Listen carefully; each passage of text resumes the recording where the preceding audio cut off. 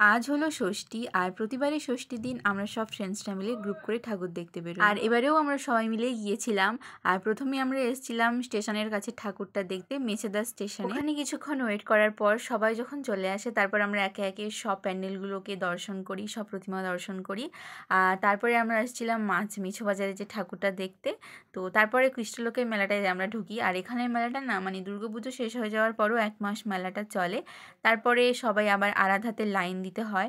তো প্রতিবারই আরাধাতে প্রচুর ভিড় হয়। যেহেতু আমরা একটু সন্ধে নাগাদ গিয়েছিলাম, ভিড়টা একটু কম ছিল। আর মেলাতে বেরিয়ে খাওয়া দাওয়া তো করতেই হবে। তো আমরা এসেছিলাম একটা পাপড়ি চাটের দোকানে, ওখান থেকেই সবার জন্য পাপড়ি চাট নেওয়া হলো। পাপড়ি চাটটা খুবই ভালো ছিল, মাত্র 40 টাকা নিয়েছিল, বাট ভীষণ টেস্টি ছিল। তো তারপরে এই আইসক্রিমগুলো আমি পাশেই দোকানেই ছিল, আমার ভীষণ ভালো লাগে এই আইসক্রিমগুলো খেতে। তো আমি নিয়েছিলাম একটা টুটি ফ্রুটি আর একটা স্ট্রবেরি ফ্লেভারের কম্বো করে। আর ভীষণ ভীষণ টেস্টি ছিল। আমি সাধারণত ঠান্ডা খাই না, বাট আজকে নিজেকে কন্ট্রোল করতে পারিনি। তারপরেও আমি আবার মজিতো নিয়েছিলাম, সবাই নিয়েছিল।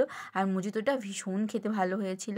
আর এখানে তো বনশ্রী মজিতো খাচ্ছে, আইসক্রিম খাচ্ছে একসঙ্গে। আর আমাদের তো আসতে ইচ্ছে করছিল না বাড়ি, বাট অনেকটাই বাড়িটা দূরে, তো আমাদেরকে তাড়াতাড়ি বেরিয়ে যেতে হয়। ভিডিওটা ভালো লাগলে অবশ্যই চ্যানেলটাকে সাবস্ক্রাইব করো আর একটা লাইক করো।